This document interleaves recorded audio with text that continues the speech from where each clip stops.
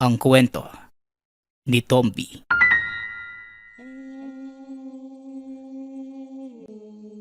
Ang kwentong ito ay hango sa totoong buhay. Mula ito sa isa nating tagapakinig. Karanasan ito ni Kael. Walang eksaktong taon. Probinsya ng Leyte. Nang mga panahong ito, may isang manggagamot sa lugar na kung tawagin ng iba ay bigong albularyo. Dahil simpleng hilot at sakit lamang ang kanyang kayang daluhan. Ngunit kung usapin ng sapi, kulam, sumpa at iba pang mabibigat na sakit, hindi niya kayang lunasan. Ngunit kagaya ng sinasabi ng karamihan, hanggat may buhay, hindi pa tapos ang iyong tungkulin. Tunghayan natin ang kwento ni Elijah at kung paano tuluyang nagbago ang kanyang buhay. Pasensya na ho kayo kung sa pagkakataong ito, tatanggihan ko na po yung pasyente. Aaminin ko, hindi sapat yung kakayanan ko para tulungan siya. Masyado pong malakas yung nilalang na gumagambala sa kanya. Wika ni Elijah. Kung ganon, bakit ka pa naging maggagamot? Hindi ka naman pala nakakapagpagaling. Makaalis na nga lang. Doon na lang tayo magpunta sa kabilang bayan. Ito ang karaniwang eksena sa tahanan ni Elijah. Nag-iisang manggagamot at manghihilot sa lugar. Matagal na itong nanggagamot. Ngunit aminado ang binata na limitado lamang ang kanyang kaalaman pagdating sa mga sakit. Lalo na kung ang may gawa nito ay mga engkanto. Binata pa lang, tinuruan na ito ng tiyuhin sa panggagamot. Mabilis natuto si Elijah. Ngunit sa kasamaang palad, maagang namatay ang maestro. Kaya hindi nito naituloy ang pag-aaral. Dinala din ng tiyuhin ang kanyang mga aklat at libreta sa hukay. Dahil hindi ito sigurado kung magagamit ng maayos ni Elijah ang mga kaalamang nakapaloob doon. Ngunit gayunpaman, ginampanan pa rin ng binata ang kanyang tungkulin. Sinalo nito ang pagiging manggagamot sa lugar. Kung simpleng hilot lang ay nagagawang gamutin ng binata. Ngunit kapag may mga kinalaman na sa elemento, inaatrasan na niya ito dahil sa kakulangan sa kaalaman. Hanggang sa nagpasya na lamang sa Elijah na magpahinga.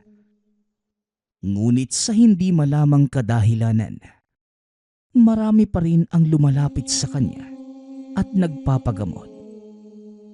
Hindi naman kagad ito matanggihan ng binata, lalo na kapag sinabing wala silang pera para ipambayad sa ospital. Ngunit nagbago ang lahat ng yun nang magpasya ang binatang magsaal sa balutan. Umalis ito sa kanilang bayan. Walang kamalay-malay ang mga kaanak kung saan ito nagpunta. Pinili muna ng binata na magpakalayo-layo at pumunta sa lugar kung saan walang nakakakilala sa kanya. Nang mga sandaling yun, pagod na sa paglalakad ang binata. Kasabay pa ng malakas na ulan. Napilitan itong makisilong sa isang lumang bahay. Inakala ni Elijah na walang nakatira sa kubo. Kaya tuloy-tuloy lamang ito sa pagpasok.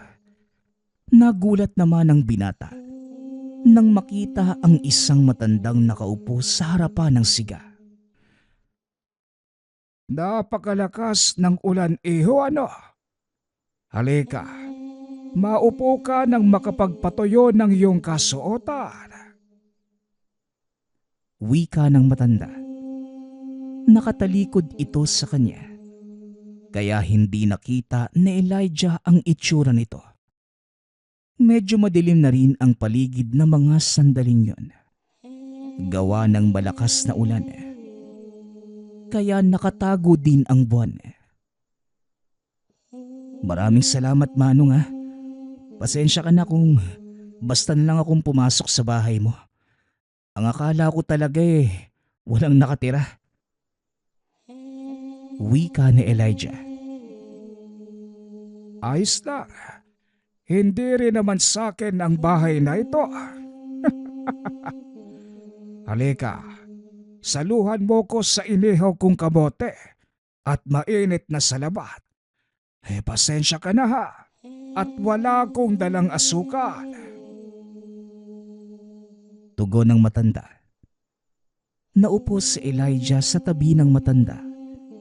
Inabutan siya rito ng tasang gawa sa buho ng kawayan. Walang pagdadalawang isip na hinigop ni Elijah ang mainit na laman ng tsaa. Siya nga pala, tawagin mo na lang ako sa pangalang Tatang Julian. Eto, kakaluto lang ng inihaw na kamote. Kumain ka. Halatang pagod ka sa mahabang paglalakbay. Saan ka ba pupunta, iho? Tanong ni Tatang Julian. Ikinagagalak ko kayo makilala. Ako naman po si Elijah. Hindi ko alam kung saan ako pupunta. Naghahanap lang din po ako ng lugar na matutuluyan. Tugon ng binata. Naku, iho. Kung ako sa'yo, huwag kang maglalakad ng nag-iisa. Lalo na sa pagpatak ng dilim. Bakit ka ba umalis sa iyong tahanan? Mahabang kwento ho, Manong. Sabihin na lang ho natin na kailangan ko ng katahimikan sa buhay. Naku, iho. Bata ka pa. Bakit parang kagaya na kita ng ninanais? O siya, magpahinga ka na muna. Aba, 8:00 na pala. Kailangan ko na magdasal. Wika ni Elijah. Binuklat nito ang dalang bag. Inilabas ang mga kagamitan. Aba, sa nakikita ko isa kang taong may kaalaman sa lihim na karunungan, ano? Ang mga aklat at medalyong dala mo, ginagamit mo sa panggagamot. Tama ba ako, iho? Opo, Manong. Pero isa ho akong bigong manggagamot. Ito yung isa sa mga dahilan kung bakit ako umalis sa bayan namin. Walang bigo sa larangan ng espiritual na karunungan, iho. Hindi mo lang ito napag-aralan ng tama. Maaari ko bang tignan ang iyong libreta? Pag-uusap ng dalawa. Iniabot naman ni Elijah ang libreta sa matanda. Sa isip-isip nito, mataas ang kaalaman ni Tatang Julian sa lihim na karunungan. Base sa kilos at pananalita ng matanda, matatas din ito sa pagbigkas ng mga salitang Latin. Laking gulat pa ni Elijah nang malaman ni Tatang Julian na kulang ang mga dasal sa kanyang libreta. Nako, kaya naman pala, kulang yung mga dasal na nasa libretang ito. Lahat puro simula lang. Wala akong nakikitang saysay sa mga dasal. Sino ba ang nagturo sa'yo?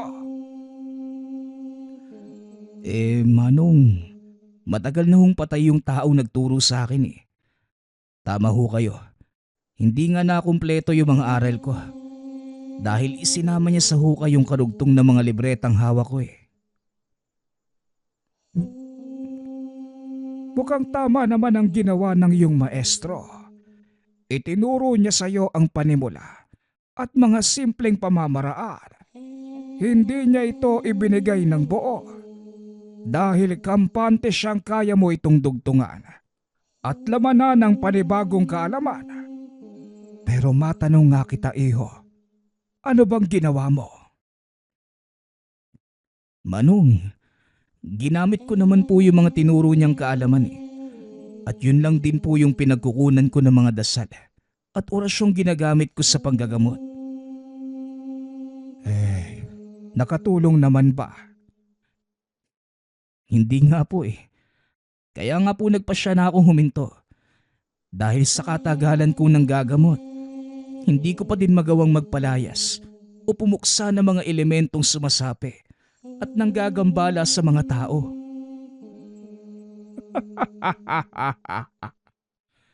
Talagang hindi gagana ang mga dasal mo dahil walang mga susi.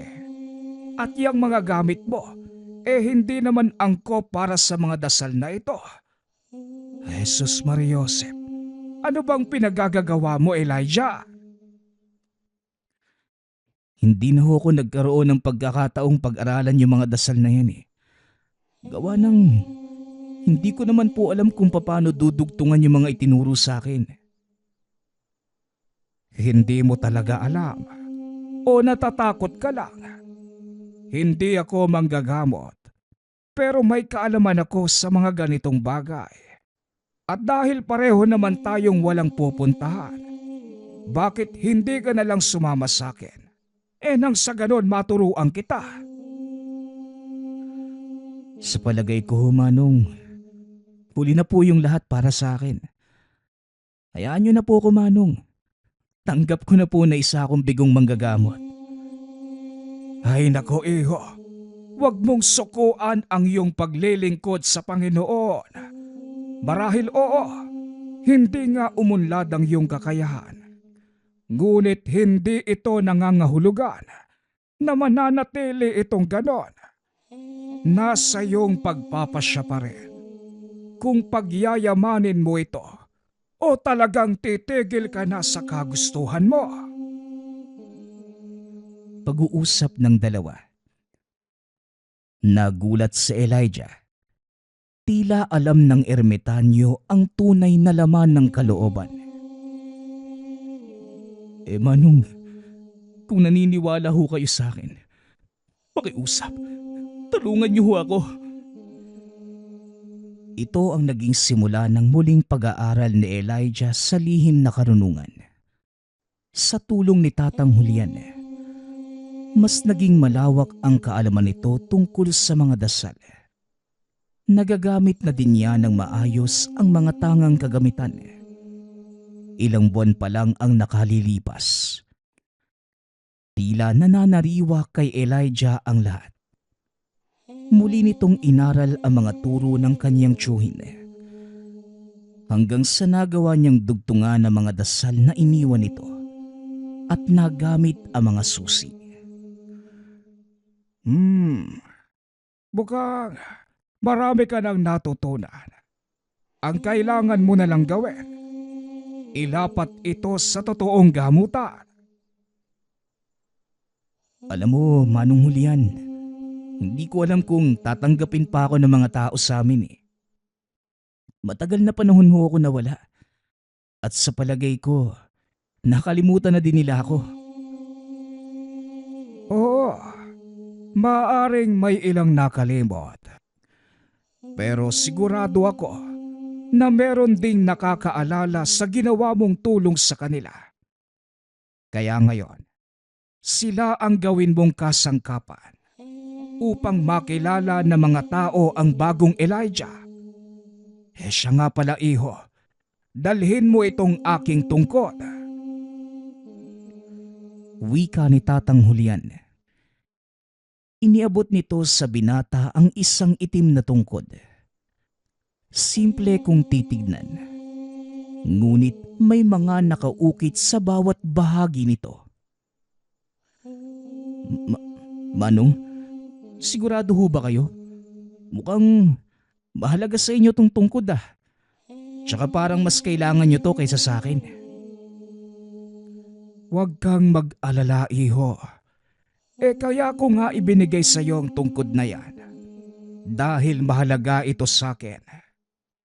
Ngayong tapos na ang tungkulin ko. Oras na para ipasa ito sa mas nangangailangan. Ano ho bang ibig niyong sabihin, Tatang Julian? Huwag nang maraming tanong, iho. Umalis ka na. Siguradong nag-aantay na sa iyo ang iyong mga kaanak. Muling wika ni Tatang Julian. Matapos ang pag-uusap na yon, nilisan ni Elijah ang lugar. Muling bumalik sa kinalakhang bayan. Wala man lamang pumansin sa kanya habang naglalakad ito sa daan. Maliban na lang ang aso ng kapitbahay. O puti, ano ba? Ang aga-aga kahul ka ng kahul dyan. Sino ba yung... Teka, Kuya Elijah, ikaw ba yan? Saan ba kayo nang galing? Alam mo bang pinaghahanap ka ng mga taga dito sa atin? Wika ng binatang kapitbahay na tawagin na lang natin sa pangalang Kael. O Kael, ako nga to. Nagliwaliw lang sandali sa malayong lugar. Kalokohan naman niyang sinasabi mo eh. Paanong hahanapin ng mga tao yung kagaya kong bigong manggagamot? Tugon ni Elijah. Maniwala ka man sa hindi, kuya. Maraming ang naghahanap sa'yo. Nag-aalala pa nga sila eh. Tara, samahan na kita sa inyo. At tignan mo yung itsura mo oh. Para ka ng ermitanyo. Napabayaan mo na yung sarili mo. Napakahaba na ng buhok at saka balbas mo. Huwag mo nang alalahanin ang itsura ko. Wala din namang papansin sa akin eh. Pag-uusap ng dalawa. Habang naglalakad sa pamayanan, isa-isang naglabasan ang mga tao sa kanilang tahanan upang tignan kung sino ang lalaking kausap ni Kael. Nagulat ang binata dahil isa-isang naglapitan sa kanya ang mga kapitbahay upang mangamusta. Ang ilan ay nagdala pa ng lutong pagkain upang makakain ang binata. Kalaunan, nagsidatingan ang ilan sa mga parokyano nito na dating palaging nagpapahilot. Ano, magpapahilot ba kayo? Nako, sa tagal kong nawala, baka hindi ko na din alam yung gagawin eh.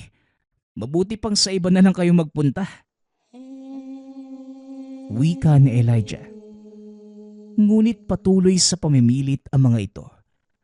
Dahil nasanay na silang kay Elijah lumalapit. Wala nang nagawa ang binata, kundi harapin ang mga ito.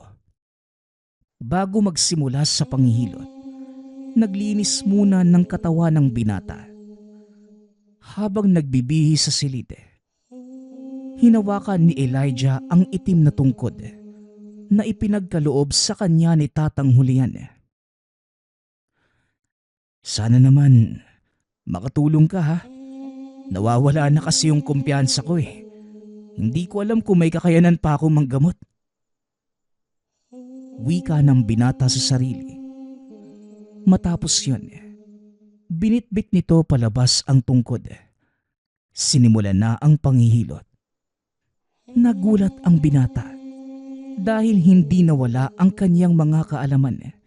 Sa halip, naging mas mahusay ang bawat paghaplos sa katawan ng pasyente. Matapos ang panghihilot, pumasok na ang susunod na pasyente. Hinilot din ito ni Elijah. Habang tumatagal, mas lalong dumarami ang nakapila. Dito nga napatunayan ng binata na totoo ang sinasabi ni Kael. Matapos ang buong araw ng gamutan, nagpasalamat si Elijah kay Kael. Nagulat pa ito nang iabot sa kanya ang sombrero de banig na punong-puno ng barya. O kuya, iniwanan po ito ng mga tao sa tangan ng bahay nyo bilang pasasalamat nila. Ito Kuya Elijah, tanggapin ho ninyo. Wika ni Kael. Nako, hindi na sana sila nag-abala. Hindi naman ako naniningil eh. Ay nako kuya, kusang loob po na ibinigay ng mga tao yung kaunting halagang yan. Kaya tanggapin nyo na kuya. Sige na nga, maraming salamat din sa tulong mo ha. Pasensya ka na at naabala ka pa. Ayos lang yung kuya. Alam ko na wala kayong kasama dito eh. Wala din naman akong ginagawa sa bahay. Napakadaming tao na dumagsa ngayong araw no? Siguradong bukas wala na yan. Di po natin masisiguro yan kuya. Ngayon pa na nandito na ulit kayo. Sige na po uwi na po ako. Kung sakaling kailangan nyo ng tulong, nandyan lang po ako sa bahay. O sige Kael, mag-iingat ka sa pag-uwi ha. Medyo madilim na. Pag-uusap ng dalawa. Matapos ay diretso nang natulog sa Elijah. Ngunit kinabukasan, nagulat ito nang may biglang kumatok sa pintuan ng napakalakas. Ano ba yan? Sino ba yang ang aga-aga eh? O Kael, ikaw pala. Bakit? Anong nangyayari? Kuya Elijah, kailangan ko po ng tulong nyo. Yung pinsan ko po, sinasapian yata ng demonyo. Demonyo? Paano mo naman nasabi yun? Hindi ko rin po may paliwanag kuya eh. Sumama na lang po kayo sa akin nang kayo mismo ang makakita. Dali-daling hinila ng binata ang kamay ni Elijah. Kagad namang hinablot ng binata ang tungkod at sa sobrang pagmamadali, naiwanan pa nito ang mga libreta. Pagkarating naman sa tahanan ng pasyente, nakita nito ang napakadaming taong nakikiusyoso. Tumahimik ang buong paligid nang makita nila ang binatang naglalakad. Ang ilan sa mga tao ay biglang nagbulungan.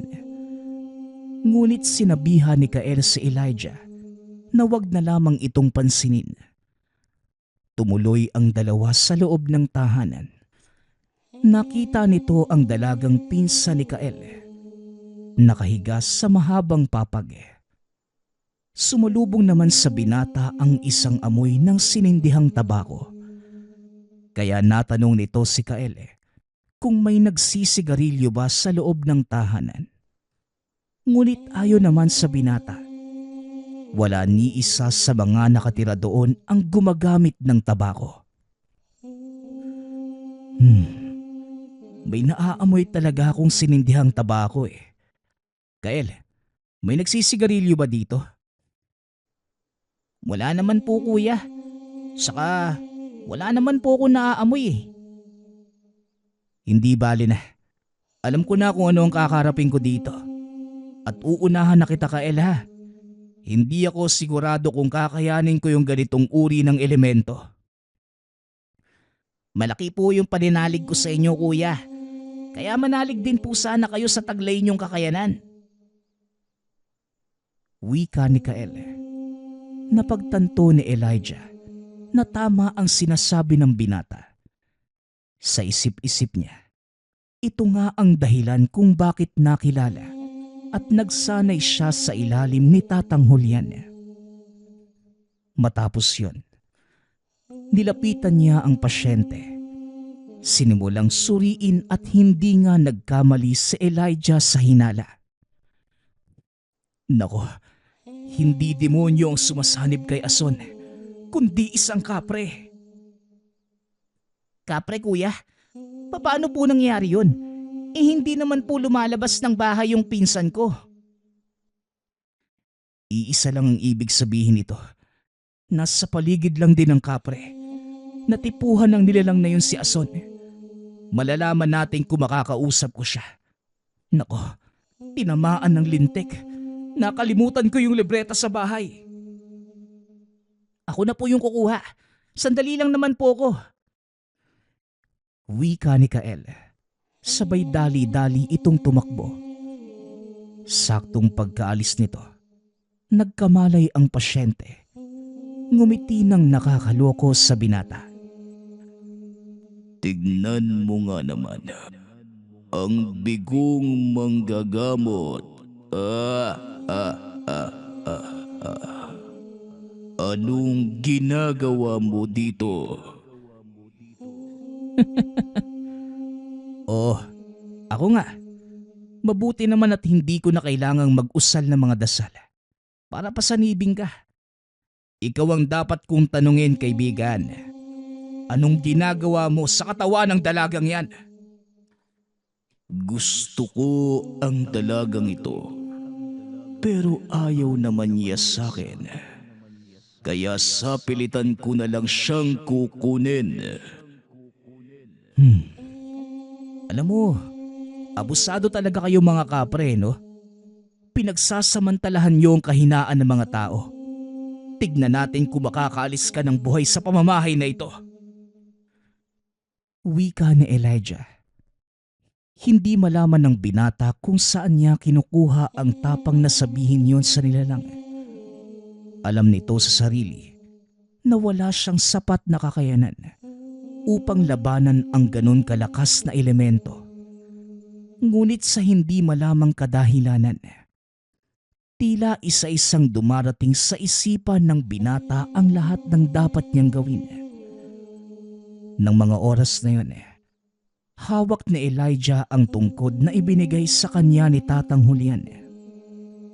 Pinipigilan ng mga tao ang dalaga para hindi ito makawala.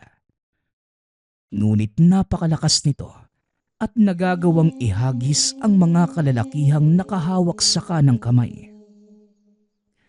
Inilapat ni Elijah ang hinlalaki sa noo ng dalaga. Sinabihan itong kumalma. Bitawan niyo siya. Hindi na makakakilos ang dalagang yan. Binitawan ng mga kalalakihan si Ason. Nanatili ito sa kinahihigaan habang nakatitig ng masama kay Elijah. Kilala ko ang enerhiyang yan. Isang tao lang ang alam kong nagtataglay ng ganyang kapangyarihan. Sino ka? At bakit hindi mo ipakita ang totoo mong anyo? Di ko alam yung sinasabi mo ha.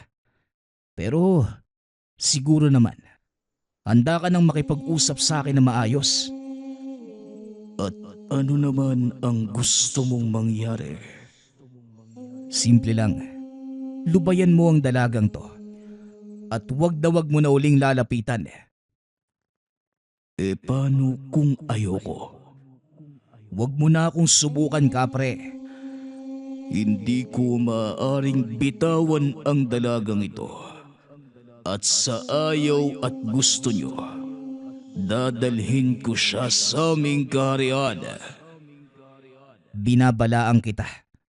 Wag na wag mo akong susubukan kung ayaw mong magkaroon ng malaking problema.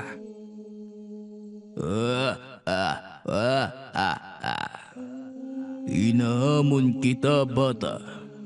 Hindi porket nararamdaman ko sa'yo si Tatang Julian. Matatakot na ako. Alam ko ang katotohanan. Hindi kayo iisa na matandang ermitanyong yon. Nagulat si Elijah nang banggitin ng kapre ang pangalan ni Tatang Julian. Teka, at paano mo namang nakilala ang matandang yon? Magsalita ka!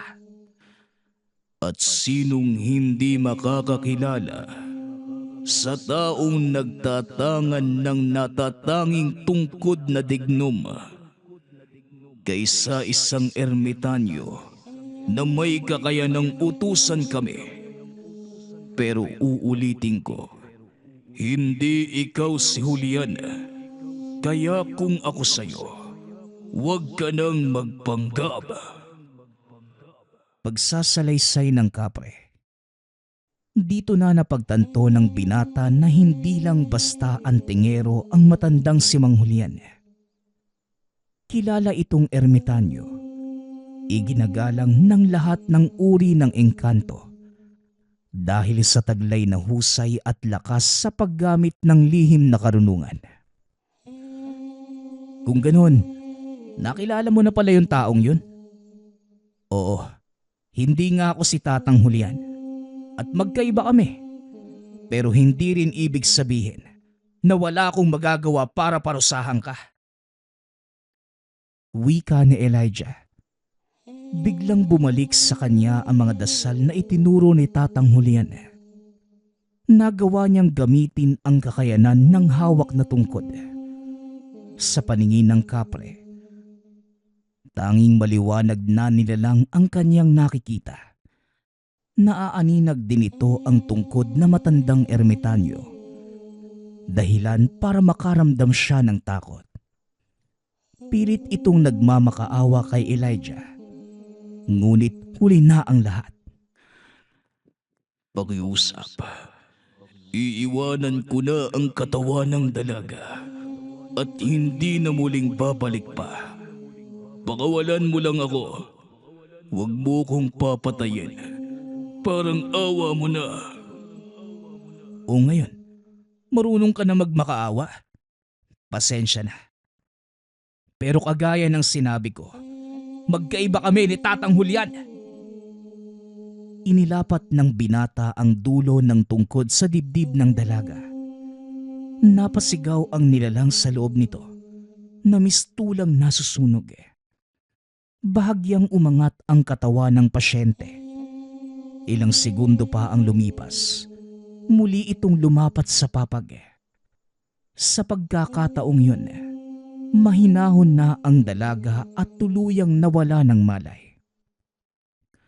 Naupo ang binata sa tabi ng higaan at sakto naman ang pagdating ni Kael. Kuya Elijah, narito na po yung... Hindi na naituloy ng binata ang sasabihin dahil nakita nitong kalmado na ang lahat at unti-unti na ding nagkakamalay ang pinsan. Hindi na kailangan, Kael. Pasensya na kung pinag-abala pa kita ha. Maayos na ang kalagayan ng pinsan mo. Nakakasiguro din ako na hindi na kailanman babalik pa yung kapring yun. Nako kuya, maraming salamat po kung ganon. Pero paano mo naman natalo yung nilalang na yun nang wala yung mga gamit mo? Sapat na yung malakas na pananalig at kaunting kaalaman. Sige na, magpapahinga lang ako sandali ha. Medyo napagod ako sa laban eh. Pag-uusap ng dalawa. Isinandal na Elijah ang katawan sa kinauupuan. Ipinikit ang mga mata. Ilang saglit lang ay tuluyang nakatulog. Hindi na ginambala pa ni Kael ang binata. Ang pangyayaring yon ang siyang naging mitya upang magbago ang tingin ng mga tao kay Elijah.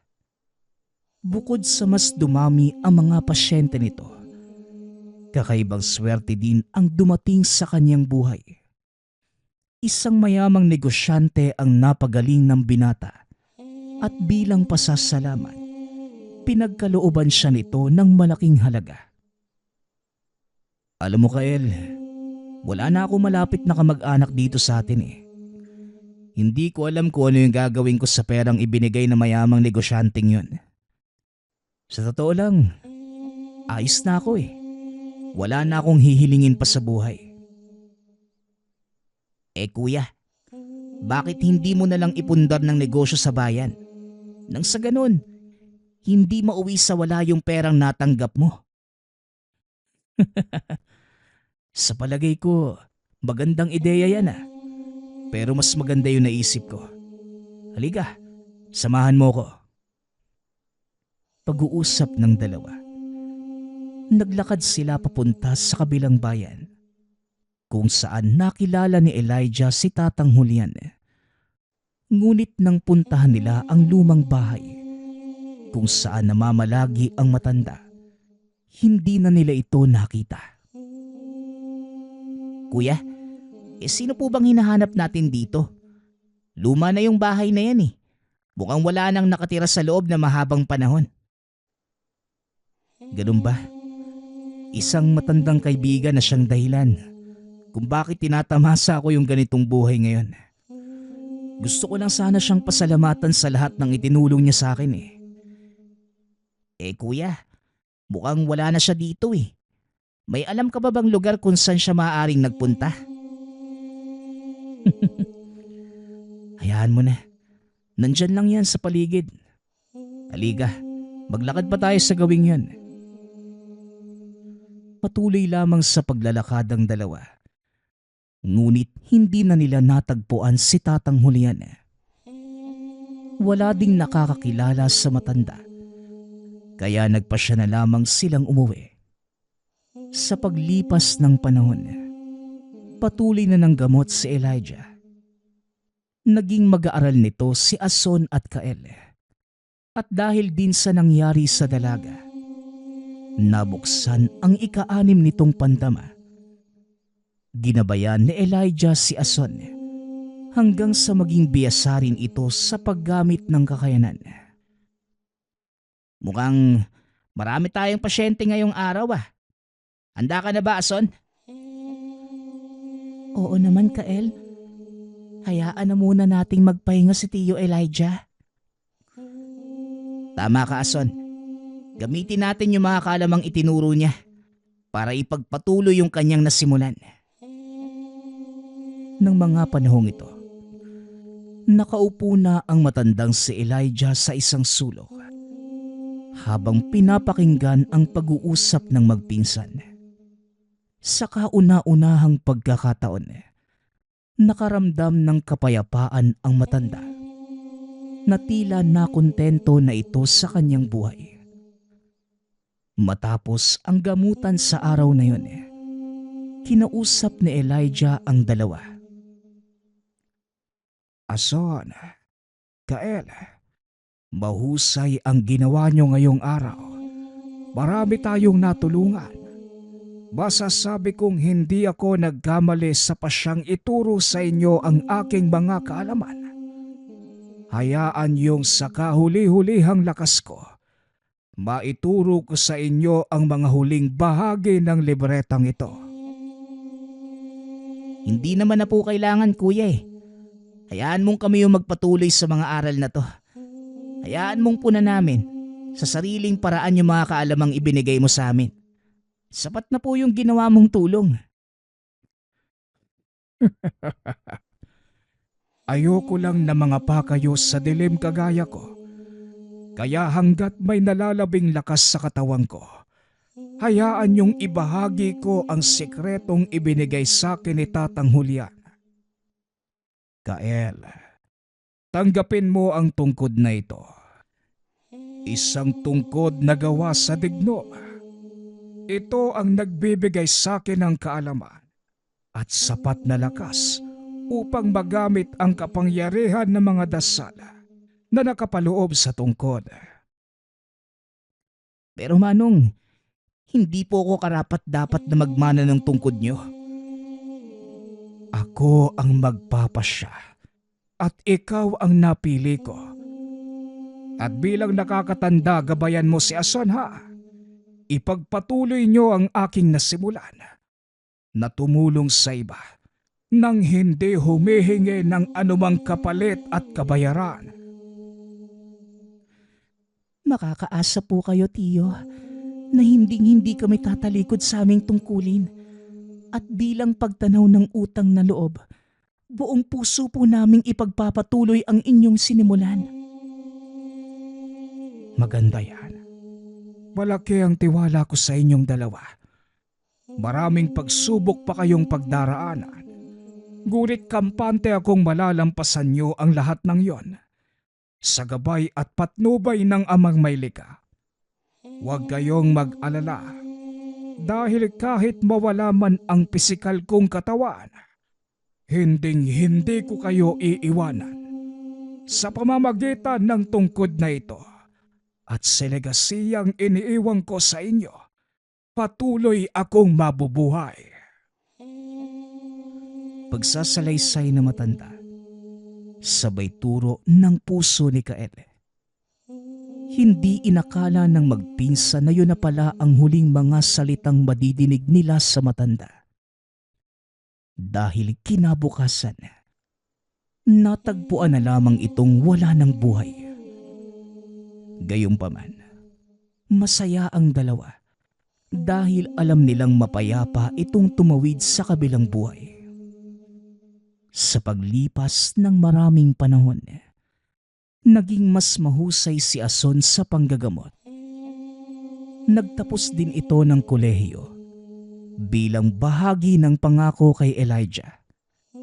Samantalang si Kael naman, ito ang nangasiwa sa perang naiwan ng matanda. Nagtayo ito ng negosyo sa bayan. Sa pamamagitan naman ng kaalaman ni Ason, nagawa nila itong palaguin. Sa kasalukuyan, patuloy pa ding nanggagamot ang dalawa. Bagaman abala na sa sariling pamilya si Ason, tinupad pa din ito ang pangakong hindi kailanman tatalikod sa sinumpaang tungkulin sa Diyos. Samantalang si Kael naman, bagaman tumandang binata, naging masaya ito sa tagumpay ng pinsan.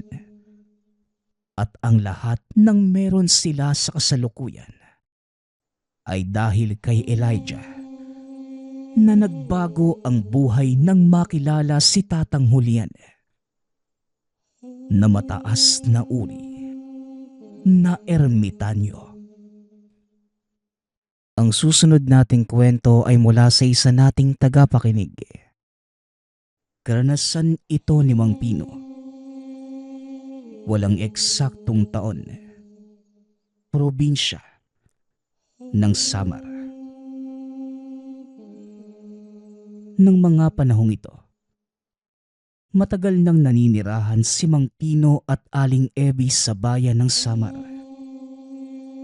Sa edad na 45, si Mang Pino ay nagseserbisyo pa din bilang tanod sa kanilang barangay. Mula sa 19 na taon, ito ang pinagkukuhanan niya ng kabuhayan. 6:00 pa lamang ng umaga, naglalakad na si Mang Pino papunta sa bahay ng kapitan para magulat sa kung anumang nangyari ng nakaraang gabi. Isa ito sa mga pinagkakatiwalaan sa kadahilanang subok na at napatunayan ang katapatan sa nasabing serbisyo. Magandang umaga, Pino. Pakisabihan mo na lang ang lahat ng opisyales ng barangay na mag-uusap tayo mamaya para sa darating na pista. Pakibuksan mo na din ang bulwagan bago pa mag 8:00. Wika ng kapitan. Kagad namang sumunod si Mang Pino sa utos ng kapitan. At nang hapon ding yun, napagplanuhan nila ng maayos ang lahat na magiging kaganapan sa araw ng pista. Para sa bayang ito, isang malaki at espesyal na kaganapan ang nasabing pista. Bukod sa ipinagdiriwang ang kaarawan ng kanilang bayan, madami ring mga dayuhan ang nakikisalo sa araw na yon. 6:00 ng gabi na makauwi si Mang Pino sa tahanan, sabay silang naghapunan ng asawa. "Oh, mahal, bago ko pumasok ng bahay kanina, napansin ko na parang may lalaking natutulog dyan sa katabing kubo." Wika ni Aling Ebi, asawa ni Mang Pino. Bakanting lote ang nasa tabing bahay ng mag-asawa at may isang maliit na kubo sa loob. Baka naman, isa lang yan sa mga dayuhang nakikipista dito sa atin. Alam mo naman yung mga taga-ibang bayan halos 2 linggo pa bago magbista. Nandito na kagad sa atin. Tugon ni Mang Pino. Hindi naman nag-iingay ang lalaki sa kubo. Mahimbing na nakatulog ang mag-asawa. Kinabukasan, Maaga nang muling umalis ng bahay si Mang Pino para maglibot sa lugar habang si Aling Evie naman abala sa pagwawalis ng bakuran. Sa buong maghapong yun, napansin ni Aling Evie na walang ibang ginawa ang matanda sa bakanting lote, kundi ang maglinis. Hinayaan niya lamang ito hanggang sa dumating muli ang asawa. Mahal, napansin ko lang, yung matanda sa bakanting lote, parang wala nang ibang ginawa kundi maglinis. Wika ni Aling Evie. Kaya sinilip ito ni Mang Pino sa bintana. Nang makita niya ang matanda sa bakanting lote na nakaupo at mukhang malalim ang iniisip, kaagad niya itong pinuntahan para kumustahin. Magandang gabi po. Ayos ka lang ba? Kumain na po ba kayo? Tanong ni Mang Pino sa matanda na nagpakilala sa pangalang Tiago. Oo naman, iho. Wika ni Mang Tiago ng may galak. Mga ilang palitan lang ng katanungan niya. Kagad namang niyaya ni Mang Pino si Tandang Tiago para maghapunan sa kanilang tahanan. Sa pagsasalo-salo, wala namang napansing kakaiba ang mag-asawa sa matanda. Bagkus ay natuwa pa nga sila sa kabaitang taglay nito. 2 linggo pa ang lumipas. Palagi pa rin nakikipagkwentuhan si Tandang Tiago sa mag-asawa. Kadalasan, sa bahay na rin nila ito naghahapunan at itinuturing na tunay na kapamilya. Hanggang sa sumapit ang araw ng pista. Kagaya ng nakagawian, sa gabi ng kapistahang ginaganap ang sayawang barangay. Tinatawag nila itong baraylihan. Abalang-abala ang mga opisyales ng barangay sa pagpapanatili ng kapayapaan sa lugar. Hating gabi na nang biglang may babaeng nagwawala sa gitna ng napakaraming tao. May daladala itong bote at pinukpok sa ulo ng makakaharap. 2 na ang nasaktan, kaya naman dali-dali na itong inawat ni Mang Pino. Tinitigan siya ng babae ng halos 3 minuto. Matapos ay bigla na lamang kumanta na tila nagdarasal gamit ang ibang lengguwahe. Sa pagkakataong yun, dumating pa ang ibang mga opisyales para tulungan si Mang Pino sa pag-awat sa nagwawalang babae. 3:00 na madaling araw ng araw ding yun. Magpapahinga na sana si Mang Pino nang bigla itong makaramdam ng pagsakit ng 2 binte. Nagsisisigaw ito dahil habang mas tumatagal, mas palala ng palala ang nararamdamang sakit. Hindi malaman ng mag-asawa ang dapat gawin, kaya naisipan itong humingi ng tulong kay Tandang Tiago. Kagad namang hinawakan ng matanda ang 2 binti ni Mang Pino at sinabing, Nako, may nakainkwentro kang isang manggagaway, iho. Wika ni Mang Tiago. Ikiniskis na matanda ang mga palad. Inilapat sa mga binti ni Mang Pino. Ilang segundo lang ang lumipas. Kagad namang nawala ang sakit na nararamdaman ni Mang Pino. Maraming salamat po, Tay Tiago. Manggagamot po pala kayo? Tanong ni Mang Pino. Pansamantalang lunas lamang yan. Bukas ay sasamahan kita sa totoong makakagamot sa'yo. Tugon ni Tandang Tiago. Kinabukasan, kagad silang pumunta sa kabilang bayan. Hindi man maintindihan ni Mang Pino kung saan talaga pupunta. Buo naman ang tiwala niya sa matandang hindi siya nito dadalhin sa kapahamakan. Nang may makita silang maliit na kubo at may katabing malaking puno ng akasya, Kagad itong nilapitan ni Tandang Tiago. Kumatok sa pinto. Laking gulat ni Mang Pino nang ang lumabas. Walang iba kundi ang babaeng inawat sa pagwawala kagabi. Arsenia, pagalingin mo nga itong si Pino. Kailanman hindi mo ikabubuti ang paggamit ng kapangyarihan mo sa karahasan.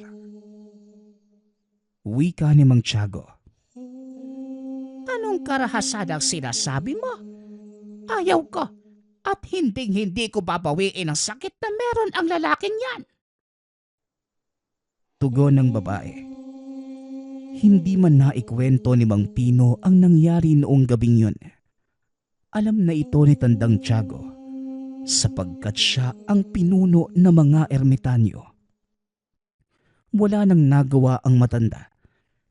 Nakipaglaban naman ang manggagaway kay Tandang Tiago hanggang sa magpasya itong bawian ito ng kapangyarihan. Ipinagdikit na matanda ang kamay, hinipan sa gitna at nilapat sa noo ng babae ng nasabing manggagaway. Pagkatapos nun, tuluyang nanghina ang matandang babae hanggang sa nawala ng malay. Tatang Tiago, pinatay niyo ho ba siya? Ano pong ginawa niyo? Tanong ni Mang Pino nang may panginginig sa boses. Hindi. Bukas na yang gigising.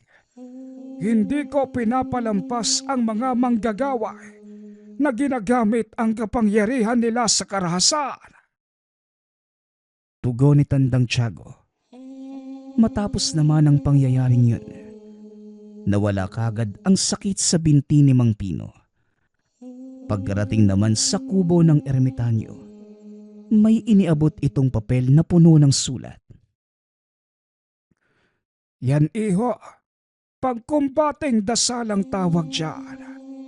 Yan ang magiging proteksyon mo. Wika ni Mang Tiago. Kinuha naman kagad ito ni Mang Pino at nakinig sa lahat ng bilin ng matanda sa paggamit ng mga kataga. Kinaumagahan, hindi na muli pang nakita ng mag-asawa si Tatang Tiago. Ikalawa, ikatlo, at hanggang sa lumipas ang maraming linggo, wala na ni anino na matanda sa bakanting lote. Nagpasya na si Mang Pino na hanapin ito sa lahat ng kanilang napuntahan. Ngunit bigo pa ring makita si Mang Tiago. Pagkabalik sa tahanan, naabutan niyang namimilipit sa sakit ng tiyan ang asawa. Dahil sa 3 oras pa ang masasayang kung dadalhin ito sa malapit na ospital. Sumagi sa isipan ni Mang Pino na gamitin ang pangkumbateng dasal na itinuro ng matanda. Sa ngalan ni Jesus, sinusupil ko at ginagapos ang lahat ng kapangyarihan at puwersang nasa hangin. Wika ni Mang Pino. Kasabay nito ang pagsigaw ni Aling Evie sa sakit. Ipinagpatuloy lamang ito at tinapos ni Mang Pino ang dasal. Matapos yon, nawala na din ang dinadaing ng asawa. Ermitanyo, totoo ngang ermitanyo si Tatay Tiago. Masayang wika ni Mang Pino. Dahil sa pangyayaring yun, ninais ng mag-asawa na gamitin ang kapangyarihang natanggap ni Mang Pino sa pagtulong sa iba. Magmula ng araw na yon, ang Mang Pinong dating tanod sa barangay, naging sikat na manggagamot. Nang mga panahong ito, dinadayo pa siya ng mga taga-ibang baryo para makapagpagamot. Hanggang sa isang araw, may isang sakunang nangyari sa barangay. Bali-balitang may paggala-galang isang babae sa gabi na hindi nila mawari kung saan nanggaling. Kasabay nito, halos sabay-sabay ding nakunan ang mga buntis sa lugar. Kaya isang gabi, nagtipon-tipon ang mga kalalakihan at si Mang Pino dahil sa napakadami nilang nagsama-sama. Nahuli nila ang babaeng aswang. Iniutos ni Mang Pino na itali patiwarik ang babae. Kagad naman itong isinagawa ang ritual. Pagkalipas ng ilang minuto, may lumabas mula sa bibig nito na itim na perlas at tuluyang nawala ng malay. Hindi makagalaw ang lahat ng mga oras na yon. Dahil kasabay nito, bigla ding naglaho ang manggagamot na si Mang Pino. Halos mabaliw si Aling Abby dahil sa pangyayaring yun. Kaya ilang taon man ang nakalilipas, palaisipan pa din sa mga tao sa lugar kung nasa na nga ba ang manggagamot na si Mang Pino. Samantalang ang dating sinasabing aswang ay namumuhay naman ngayon ng normal. Nagpapasalamat nga pala ako sa lahat ng sumusuporta sa ating channel. Nawa ay patuloy niyong suportahan at pakinggan ang ating mga kwento. Hanggang sa muling pakikinig. Paalam.